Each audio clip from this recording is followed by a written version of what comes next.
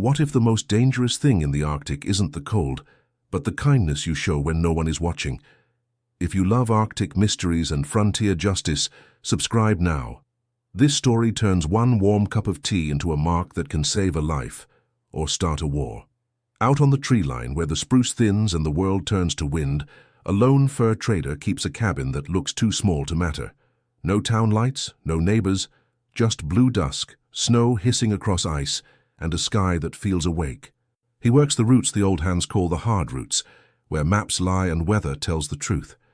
Some days he follows the frozen river like a road.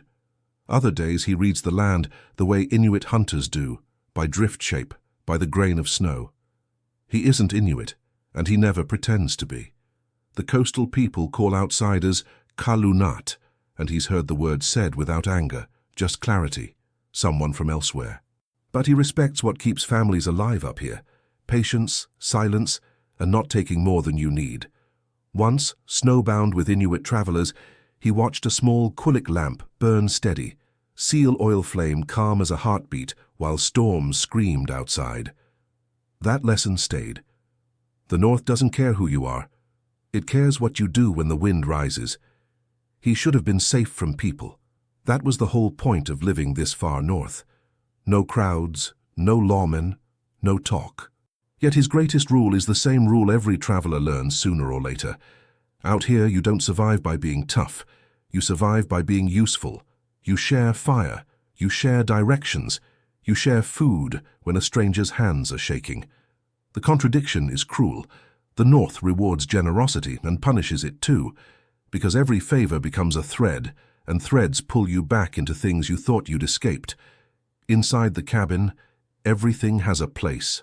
Pelts stacked high and dry, marten, fox, a little beaver, kept off the floorboards.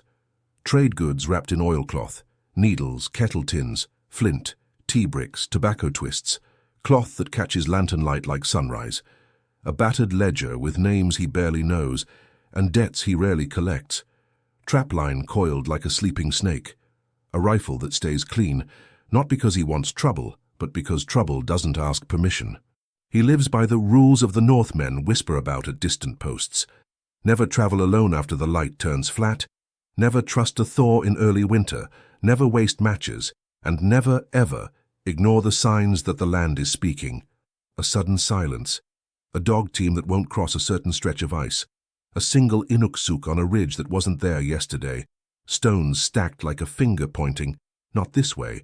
On the morning that changed everything, he wakes before the sun can even pretend to rise. The stove is down to ash. His breath fogs the air. He listens the way Inuit elders say you should listen, not for noise, but for what goes missing. The wind has dropped. The ravens are quiet. Even the spruce boughs hold still as if the world is waiting. He steps outside to cut wood and sees something that shouldn't be there. A faint track pattern near the snowbank, half filled by drift, too light for a man in heavy boots. He kneels, brushes the powder away, and feels his pulse lift. Whatever made those marks moved with purpose, and moved fast. Then, from the river direction, he hears it. One small sound that doesn't belong in an empty place, a breath that isn't his. Another, ragged, close to the ice. He stands slowly, and the cold suddenly feels different, not just weather, but presence. Out on the river's white skin, a dark shape lies near the bank, barely moving, as if the North itself has placed an answer on his doorstep. He could have kept walking. In the Arctic, no one would have blamed him. The river ice was talking, groaning under the snow crust, and dusk was falling fast, turning the world the color of old steel. One more mile, and he'd be back at his stove and his quiet. But the sound he'd heard wasn't wind or raven. It was a human breath, thin and broken, the kind that means the North has already started counting. He followed the bank with careful steps, testing each patch the way Inuit hunters teach. Read the drift, watch for a dark seam where water breathes, never trust a smooth shine. Near a bend where frozen willows bent low, he saw the shape again. A person half sunk in powder, one arm stretched as if they'd tried to crawl and the ice had refused. The trader dropped to his knees. Frost rimed the traveler's lashes. Their cheeks were burned raw, lips split, and a deep cut had soaked the shoulder seam dark. The parka's stitching was careful, the kind made by hands that know winter as family, not as enemy. When the traveler's eyes fluttered, there was no panic, only that distant, stubborn focus of someone trained to endure. He didn't ask a name. Out here, names come later, after breath returns.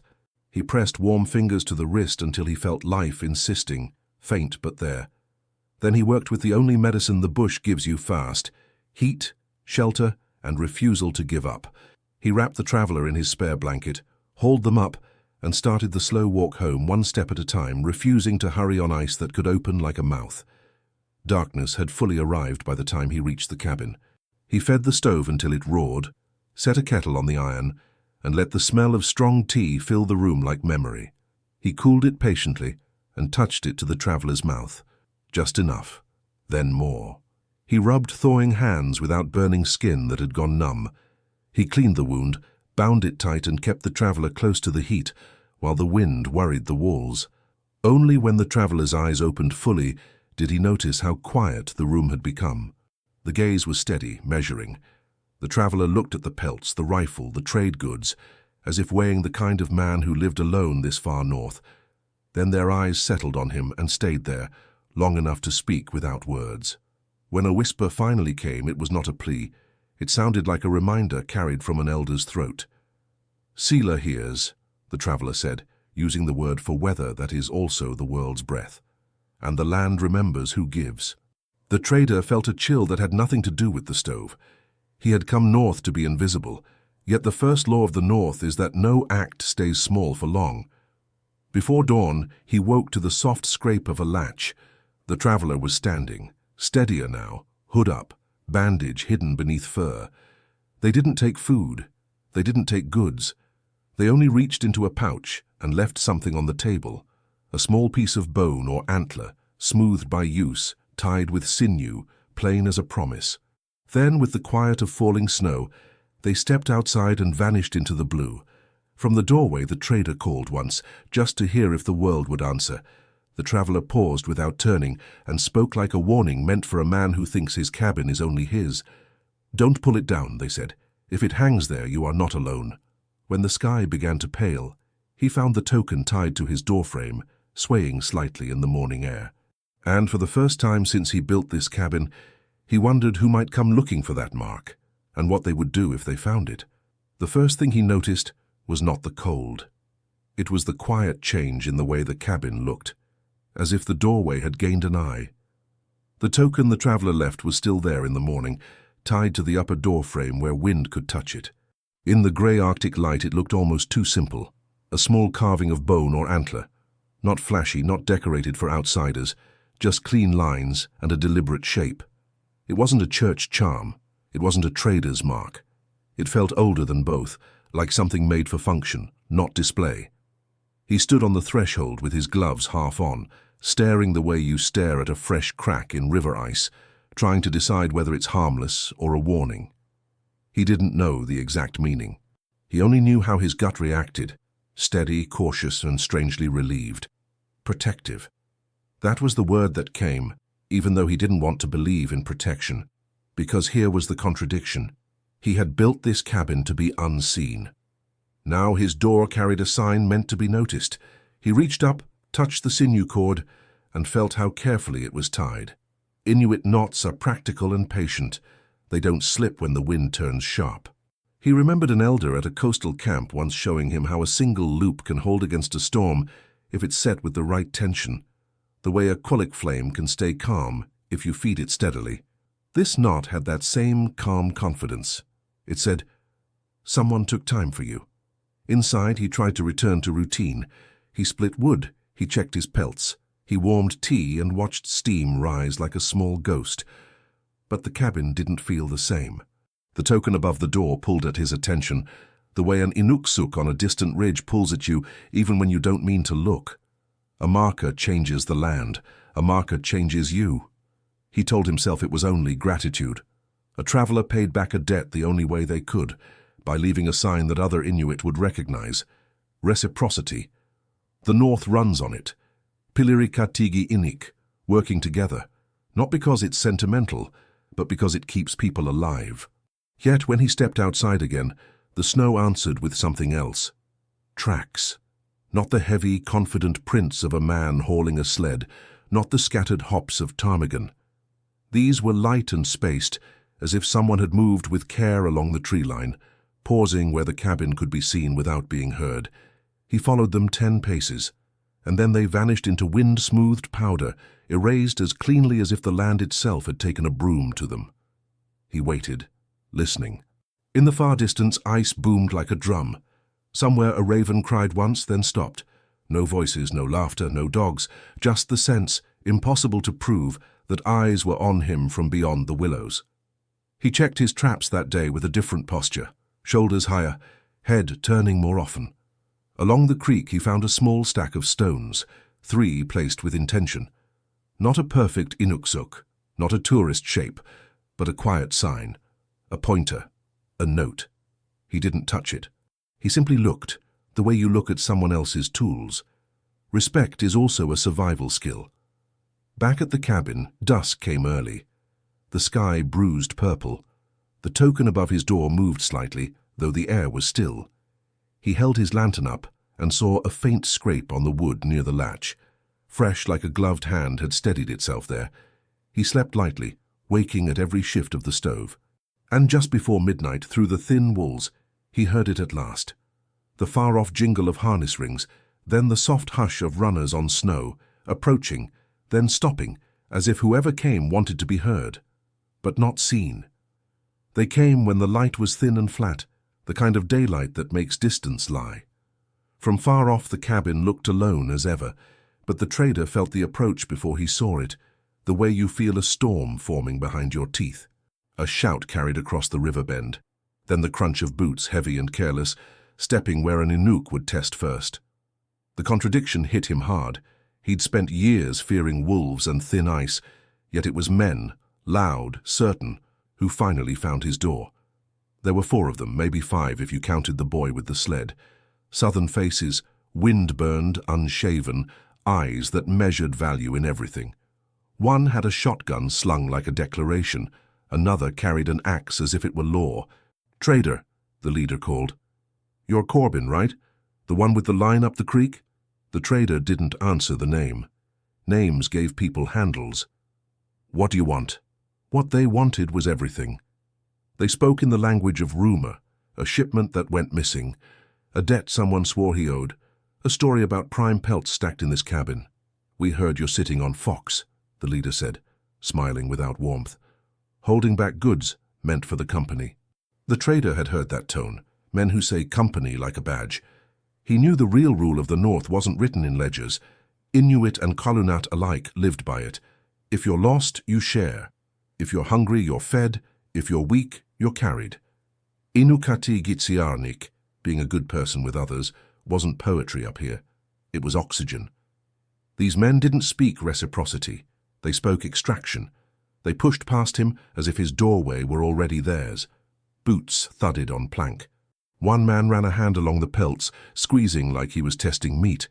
Another opened boxes, sniffed lamp oil, counted tins.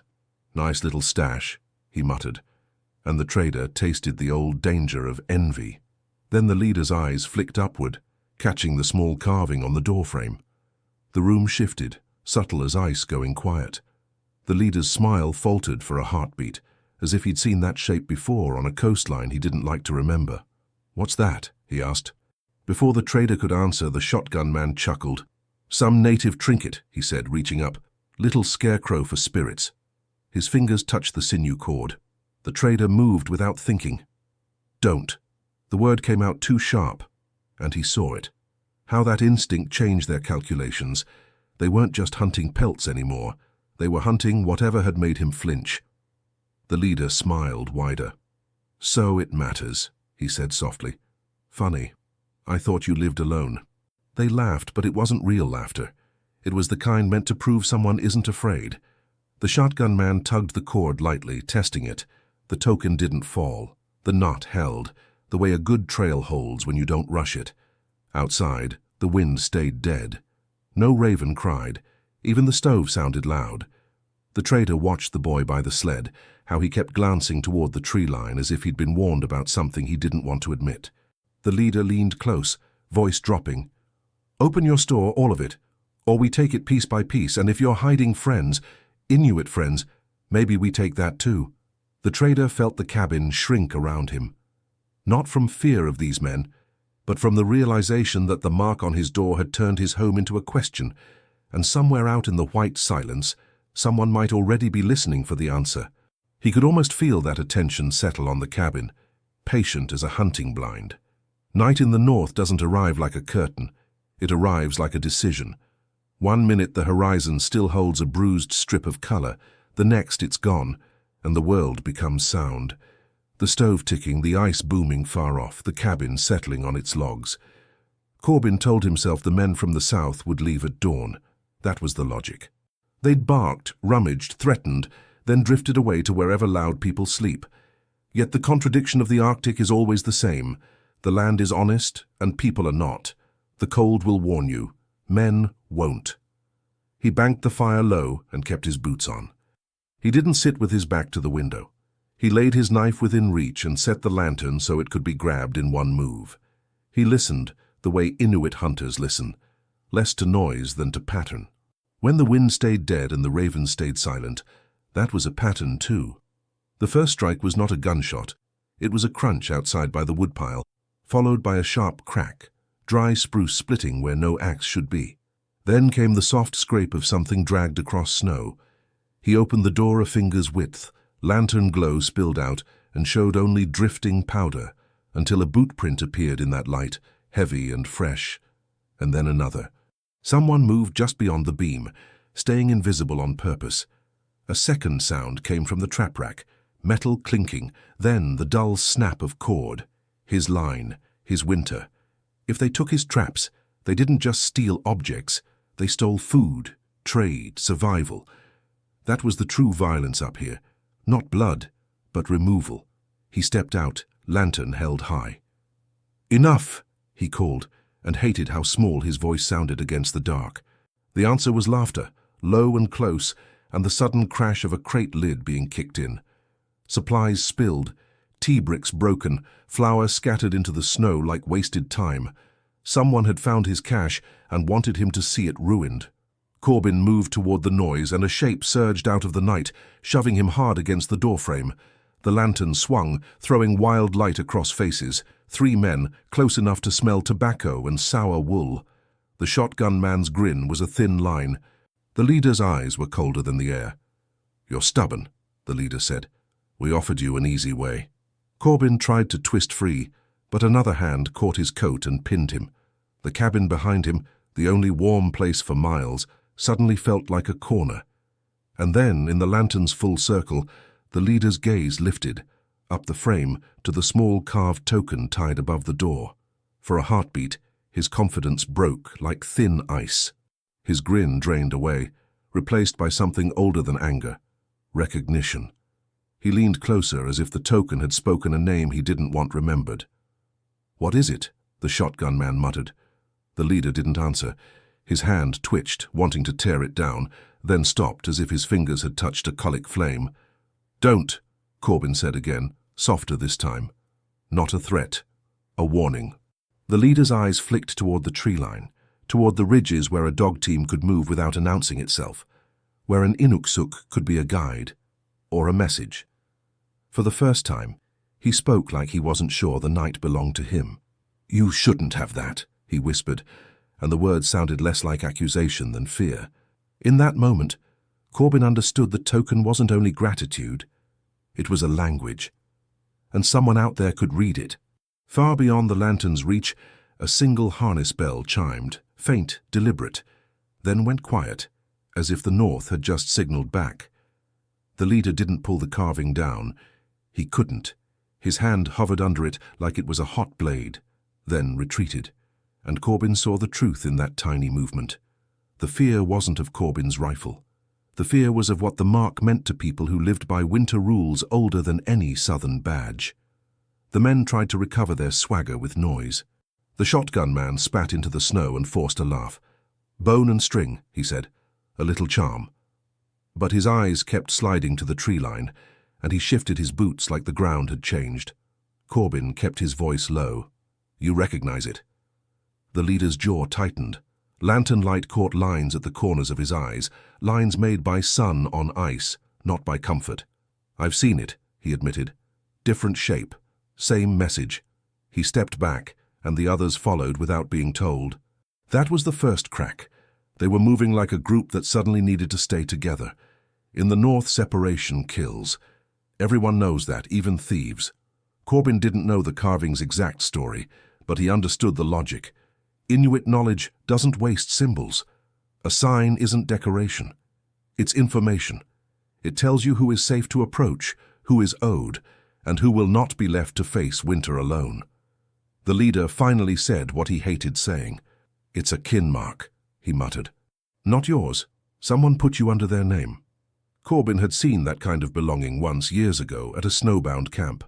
An inuksuk placed near a safe crossing, a kamutik pulled in close, a kulik lamp steady, while an elder spoke in calm phrases that sounded like the land itself. The lesson was simple. Avatitinik kamatsianik, respect the world and it will let you pass. Disrespect it and it will close. He remembered the traveler's words. Sila hears. The land remembers who gives. Reciprocity isn't a nice idea up here, it's a survival contract. Share tea when a throat is freezing shut, and you don't just save a body, you create obligation. Pilirika tigiinik, people holding each other up because the North demands it. Inuka tigiitsiarnik, decency, because cruelty returns when the weather turns. The gang leader glanced again at the mark. "If we hurt you," he said, voice thinning, "it won't be one trader went missing. It'll be who broke the bond." And that question travels faster than any dog team. Corbin watched the youngest by the sled swallow hard. The men weren't thinking about spirits. They were thinking about consequences. In a land where every cache is a lifeline, the worst punishment isn't a bullet. It's being refused. No directions, no tea, no place near a colic flame, no help when a runner splits or a mitten tears. Out here, being shut out is a sentence. The leader's pride tried one last time. "We're not afraid of Inuit," he snapped, louder than before, as if volume could erase memory. But memory is the Arctic's sharpest tool. A name can become a warning passed camp to camp without anyone raising a fist. And a mark tied with a proper knot tells every route and shoreline. This cabin is not open prey. Corbin felt relief and dread. Protection was real, but it meant his choices were no longer private. He wasn't invisible anymore. Outside the lantern circle, the faint jingle came again, one bell then silence like a coded knock on the night. The leader heard it too. His threats drained into a question he couldn't hold back. "Who did you pull from the river?" he asked. Corbin didn't answer. He didn't need to. The tree line stayed watchful, and the men from the south began to understand that the cabin was no longer just a cabin. It was a message, and somewhere in the dark, someone was waiting to see what they did next. Nothing exploded, no war cries, no sudden rush from the darkness. The North doesn't answer like a stage play. It answers like weather, slow and certain, changing the rules while you're still arguing about them. Corbin kept the lantern steady at his door. The men from the south stood in the snow with their shoulders tight, pretending they owned the night. Yet the first proof arrived in the smallest way. The ravens came back, not to scream, but to watch. One landed on a spruce stump beyond the woodpile, head tilted, as if it had been sent to count. Then the ridgeline shifted. At first, Corbin thought it was drifting snow, a pale veil sliding across the hill, but the movement had pauses, intention, the way a hunter pauses when the wind changes. A silhouette appeared for a breath, low, still, then gone. Another, farther left, not close enough to threaten, not loud enough to provoke, simply present. The gang leader saw it too. He stopped speaking mid-sentence, like a man who has stepped onto ice and heard it crack. A faint jingle of harness rings floated in, then cut off. Dog team, not rushing, not charging, gliding. The sound came again from a different direction, as if the team had circled wide. Corbin pictured the scene without seeing it. A kamutik sled running light, dogs moving in disciplined silence, the driver's voice barely more than breath. Inuit don't waste energy yelling into wind. They place sound where it matters. The men shuffled closer together. The shotgun man tried to laugh again, but it came out brittle. "How many you got out there?" he called, aiming his voice at the tree line like a dare. No one answered. That was the point. In the Arctic, silence isn't empty. Silence is a net. Corbin had learned that from elders who could sit for an hour without moving, listening to the land's small truths, the distant pop of ice, the soft wing beat of a ptarmigan, the rhythm of a storm turning. Patience is not weakness here, it is method. The ring tightening around the cabin felt like that method, measured, controlled, inevitable. A new shape appeared on the ridge, clearer now against the sky's faint glow, the outline of a person standing beside dogs. The figure didn't advance. They simply stood where they could be seen, and that visibility carried a message stronger than any threat. We are here, and we are not alone. Corbin's eyes flicked to the token above his door. He understood then why the knot was so careful. It wasn't magic, it was communication. The gang leader's breathing changed. He kept glancing into the dark as if expecting 100 men to step out at once, but the north gave him only fragments. One silhouette, one bell, one trackline that appeared and then vanished. The uncertainty did what bullets often can't. It hollowed their confidence. Behind the cabin, snow creaked. Soft, close. Corbin didn't turn fast. He only shifted his weight and listened. Someone moved there, not clumsy, not hurried, crossing behind his wall as easily as a shadow crosses ice. The southern men heard it too. Their heads snapped around, weapons lifting, but they still couldn't see. For a moment, Corbin felt a strange warmth that wasn't from the stove. Belonging, not sentimental, not earned by words, earned by action. One cup of tea, one open door. Pilirika tiginik, he thought, the way people become each other's strength. The leader swallowed and lowered his voice. "We can't fight what we can't count," he muttered, and in his tone Corbin heard the first hint of panic. The men began backing away from the lantern light, step by step, as if the cabin had become a trap.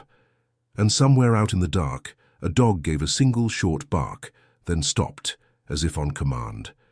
Then, from just beyond the cabin's back wall, a calm voice spoke. They didn't rush him. Corbin felt it immediately. The North's power isn't loud fury, it's calm certainty. The contradiction stung. These southern men had guns and swagger, yet the people watching from the ridges carried something heavier than weapons, memory, obligation, and a way of settling harm that winter respects. The gang leader tried to turn the silence into business. He lifted both hands, palms out. "All right," he called, "no one needs trouble. We'll trade fair. We'll pay for what got damaged." Then his eyes climbed to the small carving tied above Corbin's door. "Just tell us who put that there. Tell us where they are. We leave you alone and you keep your little protection." It was a lie wrapped in manners. Corbin heard it in the way the leader avoided names, in the way his gaze kept hunting for fear. Another man smiled too fast. "Rumors led us here." Then the real offer came, quieter. The leader stepped close enough for breath to fog between them. "Cut the cord," he whispered.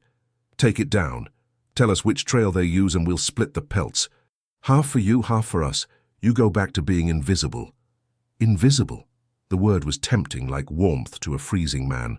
Corbin had built his life on that dream, but he remembered the traveller's cracked lips at his table and the proverb in the dark, "Sila hears." He remembered Inuit kaujimajatukangit, the old knowing that says your actions travel even when your footprints vanish. Corbin looked at him and felt something settle. "No," he said. One word, clean as a cut.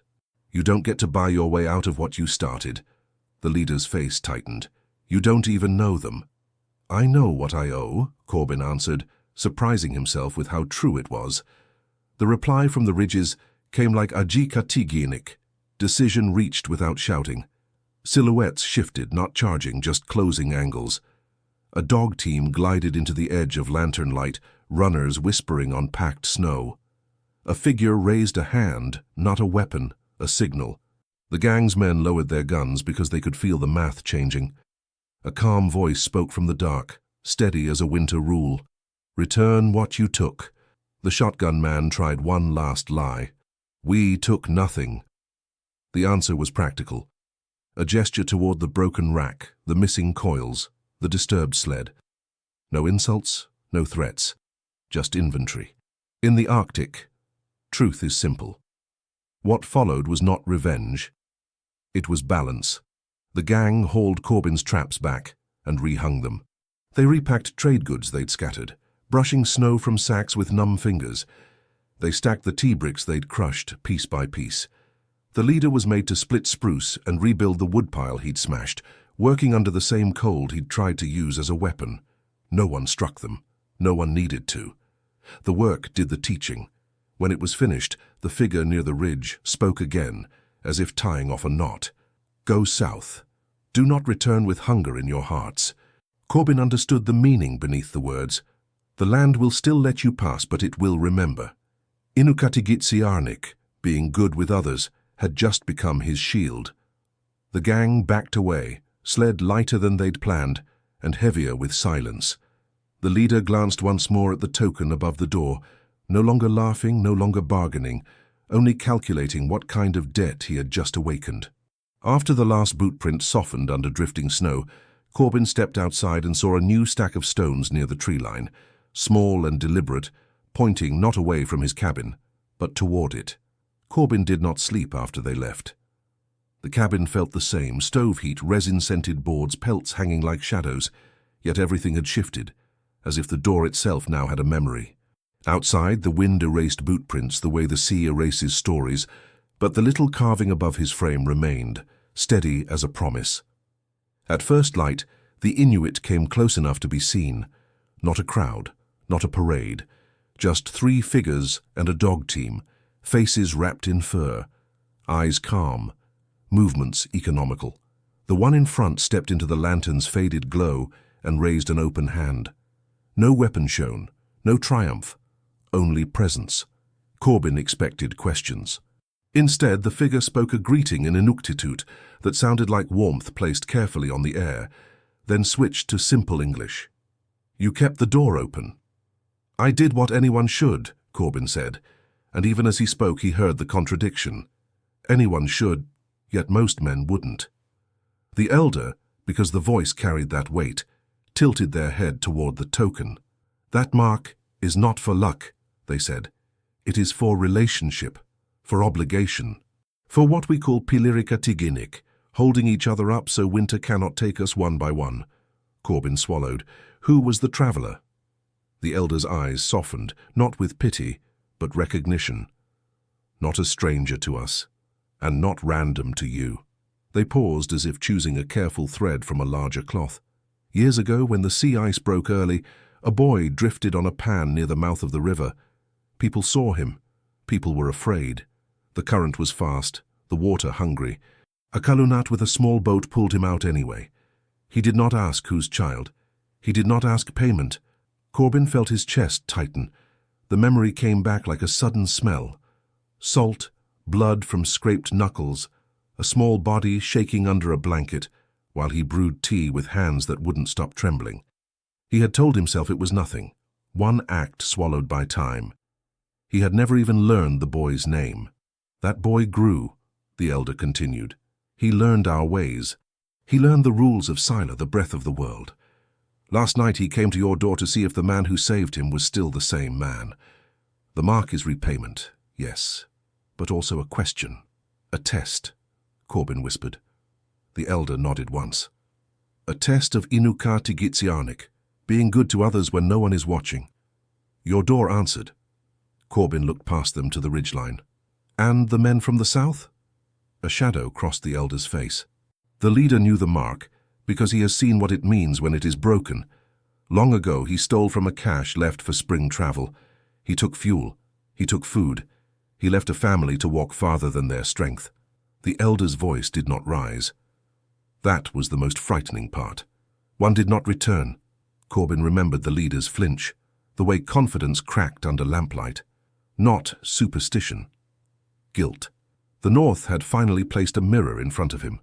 The elder stepped closer, and for the first time Corbin saw the detail carved into the token. A small line like a river bend, a notch like a star. A family sign, not a spell. It means, the elder said, this house will not be left alone. Corbin should have felt safe. Instead, he felt the weight of belonging settle on his shoulders like a new parka, warm but heavy. Because if the mark made him kin, it also made him part of whatever justice was still owed. From the far dark, a single gunshot echoed, distant, not near the cabin but close enough to make the dogs stiffen. The elder's eyes lifted to the south trail, and their calm sharpened into decision. He is not finished, the elder said, and neither is what he started. The gunshot did not bring a stampede. It brought silence, the kind that makes every man hear his own heartbeat. Corbin stood in the doorway with the elder beside him, both of them facing the south trail where the sound had rolled and faded. The dogs did not bark again. They watched, ears angled, bodies ready, disciplined as a winter plan. Near midday, the gang returned, not as a pack but as pieces. 2 men came first, breath sawing, eyes wide, hauling their sled like it had turned to stone. Behind them, the leader stumbled, one mitten gone, fingers exposed and red, the axe bouncing uselessly at his side. The boy followed last, wrapped in a blanket, face pale, blinking like someone who had stared too long into blowing snow. "Help!" one man rasped, and Corbin heard the truth beneath the word. Not help from a trader, but help from the north itself. They had tried to flee south at first light. They hugged the river bend until the ice began to sing under their weight. They moved too fast, laughing once, believing speed could outrun Scylla. Then the weather turned in a wall, whiteout so thick a man could not see his own hands. The trail vanished. The bank they thought they knew became a blue edge, and the river answered with a crack like a split drum. The boy went through to his waist. The others dragged him out, but his boots filled with water and his toes went numb before they found the lee of the trees. Corbin felt no triumph, only that hard Arctic clarity. Consequences do not need witnesses. He looked at the elder, expecting rage. What he saw was agikatiginik, decision made with clear eyes. The elder stepped forward. "You took from others," they said, voice calm enough to cut. "You tried to take from him. Now winter has taken from you." They pointed to the leader's bare fingers. "You will live, but you will remember." The leader tried to bargain even now. Pride fought for air. "We can pay," he managed. "We can make it right."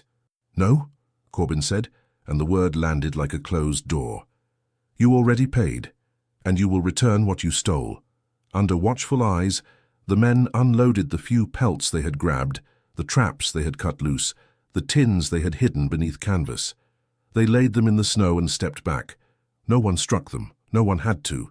Shame did the work better than fists ever could. Then the Inuit guided them only far enough to a safer line of trees where they could find their own way without dying. Mercy, not as softness, but as a warning. "We do not become what we punish," the elder added, quiet as a knife sliding back into its sheath. "What you break in the north follows you." When the southern men finally disappeared into the whitening distance, Corbin repaired his door frame where the scuffle had scarred it. He rehung the token and tightened the knot with careful hands, the way he had watched elders tend a qualic flame, steady, respectful, never rushed. The elder placed a small stone stack beside his steps, not a monument, just a sign. This place is seen. This place is held. That night Corbin sat alone, yet not lonely. The cabin felt anchored to something larger than his old hunger to be invisible. He understood the quiet legacy being offered, belonging earned by one simple act when it mattered. In a land that can freeze your breath in your throat, kindness is not weakness. It is a choice with weight. Outside, the wind rose gently, and the token on his door moved like a heartbeat. Corbin stared into the dark and wondered, when the north is this hard, what exactly does kindness buy, and what does it demand in return?